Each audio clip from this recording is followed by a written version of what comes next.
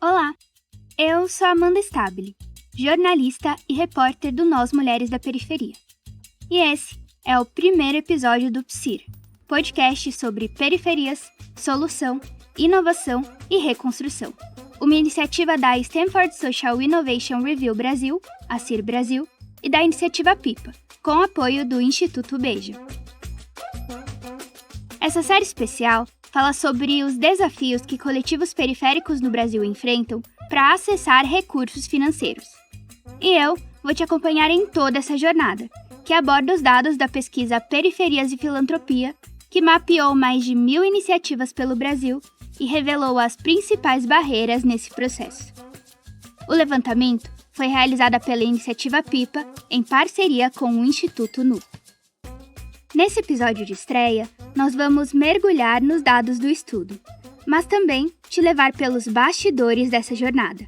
Vamos mostrar como essa pesquisa saiu do papel e como foi dar vida a esse podcast. Spoiler, tem muita história boa para contar. E eu digo nós porque eu não tô sozinha. Temos Gelson Henrique, diretor executivo da iniciativa PIPA, que vai nos contar tudo sobre a pesquisa da perspectiva de quem estava lá, no centro dessa ação.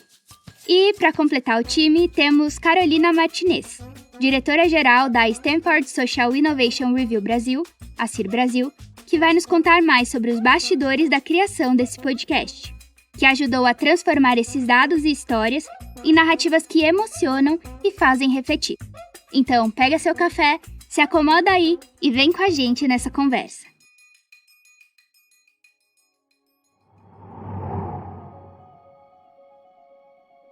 Para começar, eu quero saber um pouco mais sobre vocês, porque além de cada cargo e título, existe uma história única. Gelson e Carol, contem pra gente, de onde vocês vêm, como chegaram até aqui e o que lhes move nesse tema de periferias, inovação e solidariedade. E aí, pessoal, Amanda, Carol, é um prazer estar aqui com vocês para essa conversa tão importante. Eu sou o Gelson Henrique, tenho 26 anos.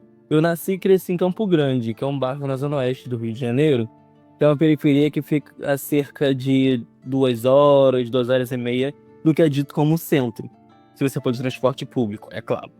Eu estudei a vida toda em escola pública, desde meus 15 anos eu me envolvo com ativismo em direitos humanos, pensando na mobilização de jovens, adolescentes da periferia para estar em espaços de tomada de decisão e disputa de sociedade, né? Eu sou formado em Sociologia, sou mestre em Políticas Públicas. Meu caminho até a PIPA começou a partir do meu envolvimento com o debate de direitos humanos, de construção de uma agenda coletiva, e muitas dessas organizações, as pessoas não tinham recurso. Elas precisavam, às vezes, tirar do próprio bolso esse dinheiro para que pudesse realizar a sua ação. E além do trabalho, né, eu sou casado com a Larissa Morim, eu sou pai da Amina, tenho 4 afilhados que são minha fonte de inspiração diária, né? Quando eu não estou coordenando pesquisa, participando de reunião, pensando o programa e estratégia da PIPA como um todo, você me vê fazendo leitura, estudando, ouvindo muito samba, e é isso, ou articulando por aí pelas ruas da cidade e do país. Porque, para mim, estar em contato com essas lideranças nacionalmente me ajuda a pensar e ter ideias. Que trajetória incrível, Gelson! É inspirador ver como as suas raízes e suas lutas moldaram esse olhar. Agora, Carol, seguindo esse fio, conta pra gente como a sua experiência te levou até a CIR Brasil e o que te motiva nessa missão. Oi, Amanda. Oi, Gelson.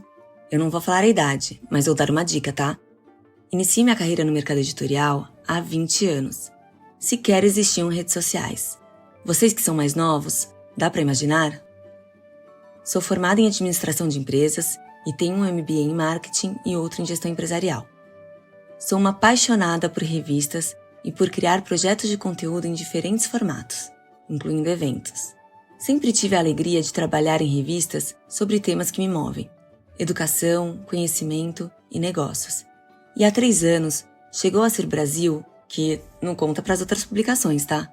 Mas transformou tudo aqui dentro. Diante de tantos desafios sociais, olhar para soluções que estão transformando problemas complexos é incrível. E tenho cruzado com pessoas maravilhosas no caminho. como vocês da Iniciativa Pipa e do Nós, Mulheres da Periferia. Um dos meus objetivos é trazer para Ciro Brasil cada vez mais soluções locais e que essas soluções possam inspirar o campo da inovação social. E acredito que esse podcast é uma forma potente de fazer isso. E como o Gelson falou da família, quero falar também, tá? Sou casada com o Fernando Trevisan, meu amor, e tenho uma filha do coração, minha enteada Clarice, que é uma parceria em tudo. E minhas maiores inspirações nessa vida são duas grandes mulheres, minha avó Maria, de 97 anos, e minha mãe Rita. Mas Amanda, e você? A gente também quer conhecer um pouco sobre a pessoa por trás dessa voz que guia essa barca. Olha só, os papéis estão se invertendo, né? E eu me tornei repórter justamente porque gosto mais de perguntar do que responder, viu? Mas vamos lá, vou tentar fazer jus a esse microfone. Assim como o Gelson, eu também tenho 26 anos. Olha só que coincidência. Eu sou cria de Santa Isabel, uma cidadezinha de pouco mais de 50 mil habitantes, na região metropolitana de São Paulo. São 50 quilômetros até a capital. É até perto, mas o transporte público torna todo esse trajeto uma saga de mais de 2 horas. Em uma cidade tão pequena, é comum não ter muito acesso a oportunidades de estudo e trabalho. Resultado, desde 2016, lá ia eu para São Paulo todo dia, mochila nas costas e o cartão do busão no bolso para cursar jornalismo. Enfim, eu sou repórter desde 2017, ouvindo e comunicando histórias que me conectam à realidade de tantas outras pessoas, especialmente mulheres que vêm de periferias, como eu. E foi assim que eu cheguei até o Nós Mulheres da Periferia, um espaço que tem sido fundamental para dar visibilidade a essas vivências e lutas. É isso que me motiva. Todos muito bem apresentados, agora vamos contar para o pessoal mais sobre a pesquisa Periferias e Filantropia, que está no coração desse podcast. Gelson, vamos imaginar que você sentou do meu lado no busão de Santa Isabel para São Paulo. Alô, 219 Armênia. Como você me explicaria esse levantamento?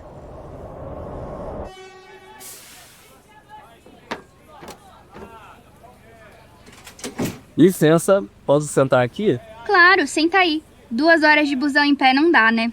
Nem me fala. E nesse trajeto a gente passa por tantos lugares, por toda a periferia. É isso, né? Tem tanta coisa acontecendo por aqui, muita gente se virando, criando projetos, pensando, né, no outro. E no final é sobre como a gente se cuida do nosso território, mas que muitos desses não têm nenhum apoio de verdade, né? Total. Parece que só lembram da gente em época de eleição ou quando tem alguma tragédia. Pois é. Eu trabalho numa organização que realizou uma pesquisa que fala exatamente sobre isso. Se chama Periferias e Filantropia. Que a gente foi entender como as pessoas, né, que estão nas periferias do Brasil precisam se virar todos os dias para manter suas comunidades de pé, garantindo o direito à dignidade para essas famílias e tudo na base da resistência. E o que me faz ficar pensando é que esse corre todo, na maioria das vezes, acontece sem nenhum apoio financeiro. E aí que entra o tal da filantropia, né, que em teoria é um sistema de doação para fortalecer quem está fazendo o bem, promovendo a transformação social. Mas aí vem o problema, porque esse sistema, como ele está hoje, ele é muito fechado. Ele não alcança as periferias, porque tem muita burocracia, acaba se reforçando as desigualdades que já existem, né? Quando a gente vai pensar principalmente no quesito raça, gênero e classe. O que a gente quis mostrar com a pesquisa é que se a filantropia quiser ser verdadeiramente efetiva e estratégica, ela tem que mudar o foco. Ela tem que colocar o dinheiro onde a mudança já está acontecendo. E se há alguma dúvida, eu estou falando das periferias.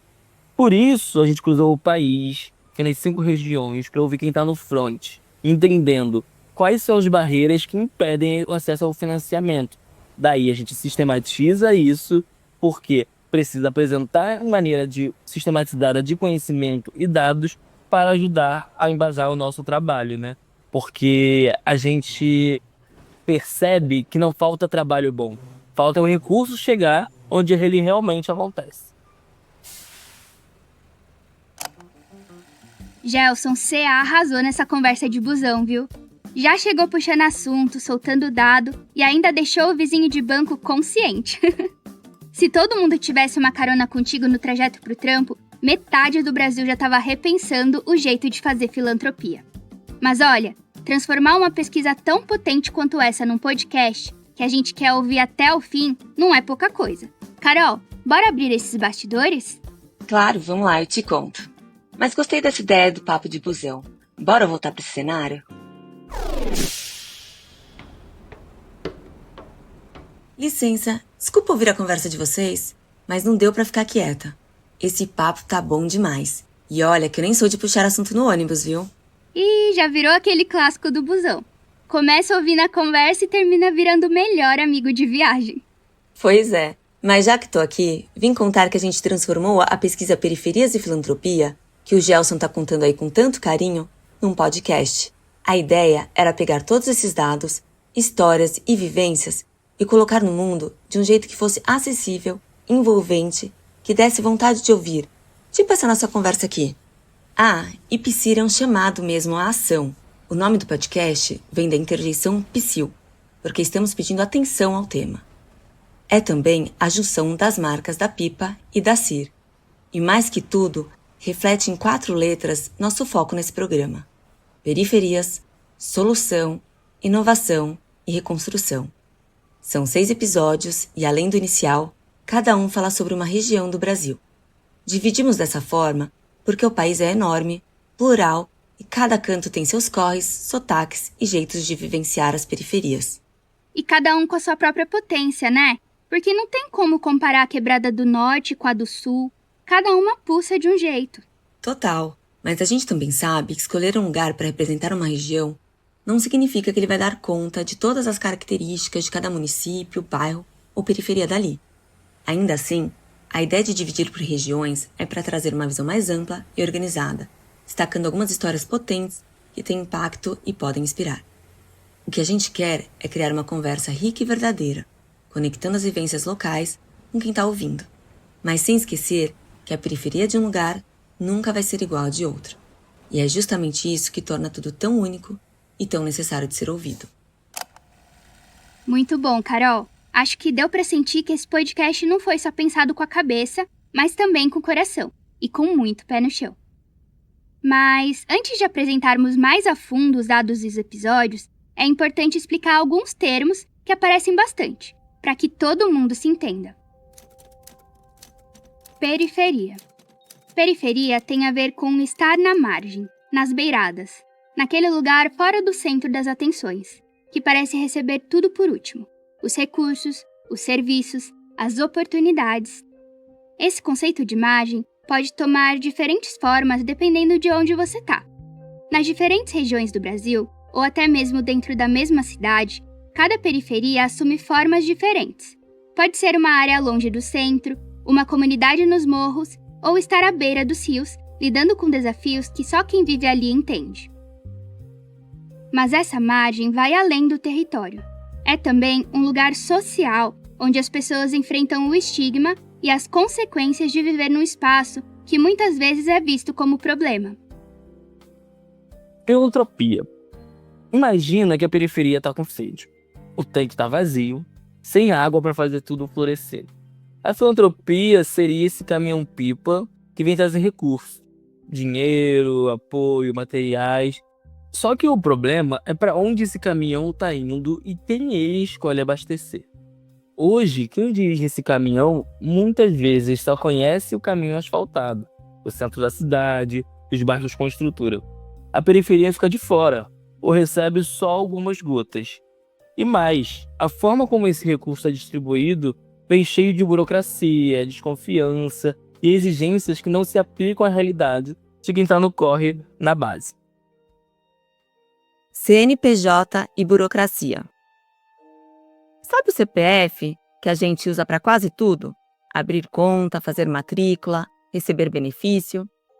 O CNPJ é tipo o CPF do seu projeto. Sem ele, a ideia até existe, mas não é reconhecida oficialmente. É como se você estivesse na fila para receber um apoio, mas sem documento. Ninguém te chama. Ter um CNPJ é o que permite entrar nos espaços que distribuem recursos e oportunidades. Ele diz: esse projeto está de pé e pode receber ajuda. Mas para um projeto da periferia, conseguir um CNPJ não é simples. A jornada para formalizar um coletivo é cheia de burocracia. Aquela travessia cheia de espinhos, onde cada passo pede um papel, uma assinatura, um selo, um carimbo. Ah, e dinheiro. Parece que o caminho foi feito para dificultar, principalmente para quem já está no corre e não tem tempo, grana ou apoio para lidar com tanta exigência. No fim, o problema não é a falta de potência dos projetos, é o excesso de barreiras que impedem que eles sejam reconhecidos como devem. Editais e recursos. Imagina que um projeto social é um carro que precisa de combustível para andar. Esse combustível é o recurso.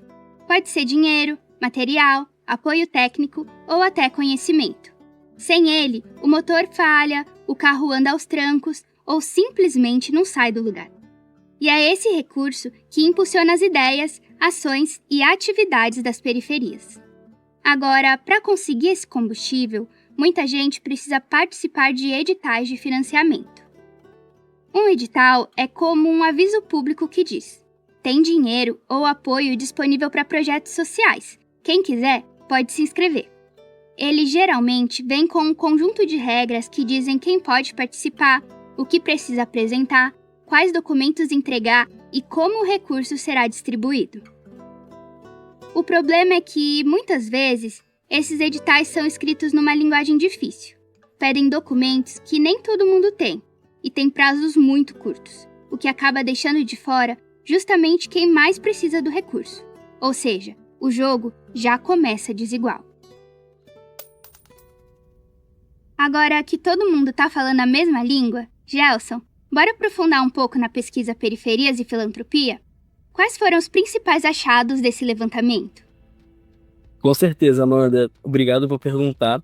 O que a gente encontrou nessa pesquisa é muito importante e urgente, porque escancara muitas contradições. Para começar, a maior parte, massivamente, dessas organizações, que trabalham em territórios periféricos que a Pipa mapeou nessa pesquisa, eles são coletivos que estão segurando e sustentando a vida nesses territórios. Mas o que pega é que quase metade delas nem tem o CNPJ ativo pela burocracia necessária para isso. Porque tem uma questão de que para manter esse CNPJ precisa de financiamento. E quando não se tem financiamento, se gira um ciclo vicioso. E não é porque elas não querem, né? É porque manter um CNPJ custa. Exige tempo, contador, papelada, grana.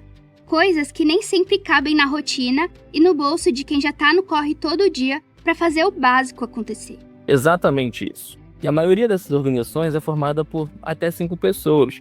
Pequenas estruturas, mas com muito impacto.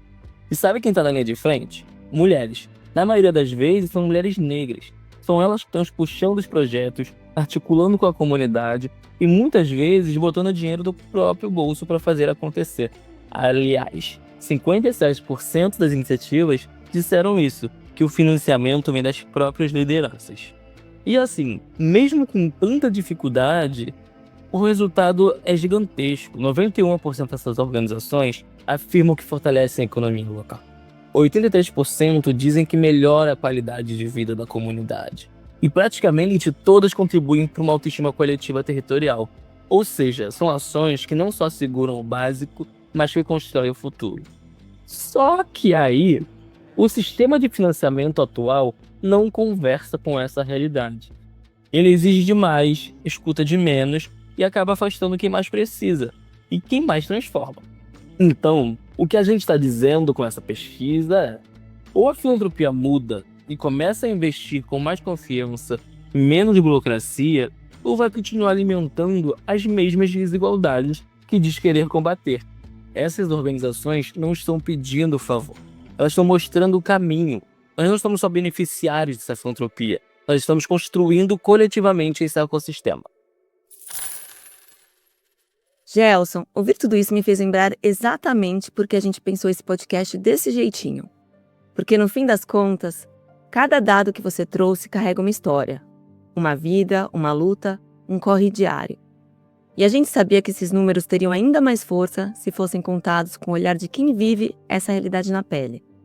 E aqui vai um spoiler para os ouvintes.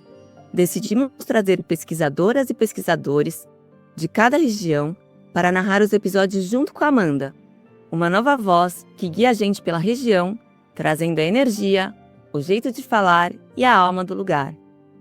Isso faz o podcast ficar mais vivo, mais verdadeiro e com muito mais conexão com quem está ouvindo.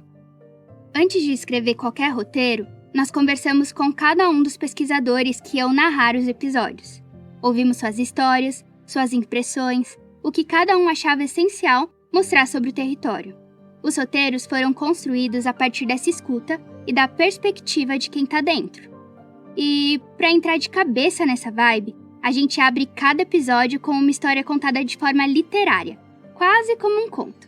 É para quem está ouvindo se sentir ali, andando pela quebrada, ouvindo o batuque, sentindo o cheiro da comida da feira, vendo a vida acontecer. E além disso, essa escolha de ter pesquisadores de cada região narrando os episódios não foi só simbólica, foi política. Também é muito bonito e importante ver como que esses dados que foram levantados no campo, nos formulários, nas conversas, nas viagens, ganharam corpo e alma neste podcast. Quando a gente ouve as histórias contadas com tanta sensibilidade, a gente percebe o que parece um número frio é, na verdade, a vida pulsando. É isso, Gelson. E para mostrar como tudo que a gente está falando se traduz na prática, vamos contar o que o pessoal pode esperar de cada episódio?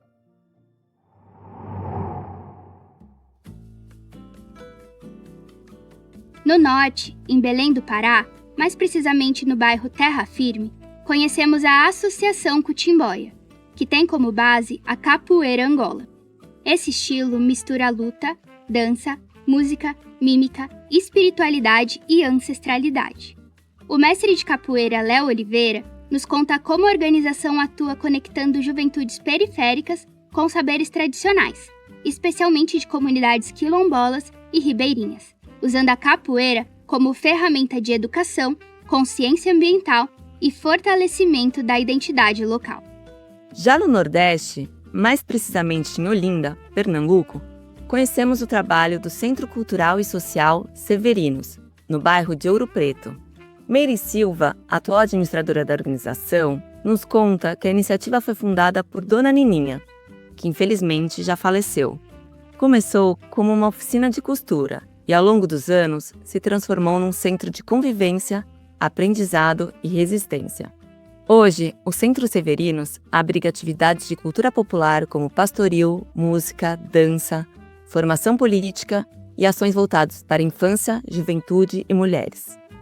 Tudo isso acontecendo em um território onde o acesso a direitos ainda é uma luta diária e onde as redes comunitárias seguem sendo fundamentais para garantir dignidade. No Centro-Oeste, nós passamos pela cidade de Goiás, no estado de Goiás. Ali no bairro Setor Rio Vermelho, a gente conhece a história da Associação Mulheres Coralinas, um coletivo que atua com base nos saberes das mãos, como bordado, cerâmica, gastronomia e leitura literária, como ferramentas de fortalecimento pessoal, geração de renda e construção de memória. Quem nos guia nesse episódio é Hebe Maria, uma das fundadoras. No Sudeste, mais especificamente em São Paulo, no bairro Jardim Itacolomi, conhecemos o trabalho do Instituto Salve Quebrada, uma organização que atua diretamente nas frentes de geração de renda, cultura e alimentação. O Instituto realiza projetos como oficinas de trança afro, a Ecoperifa, que promove hortas urbanas comunitárias, e escolinhas de futebol, que acolhem crianças e adolescentes do território. Quem conversa com a gente nesse episódio é a Olga Franco, uma das fundadoras do Salve Quebrada.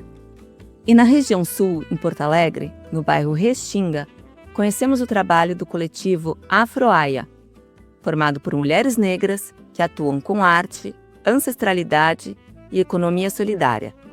O coletivo costura redes de apoio, fortalece famílias e ressignifica o sentido da solidariedade nas periferias. Quem conta essa história é a Lisbeth Santos Pinheiro, fundadora do coletivo.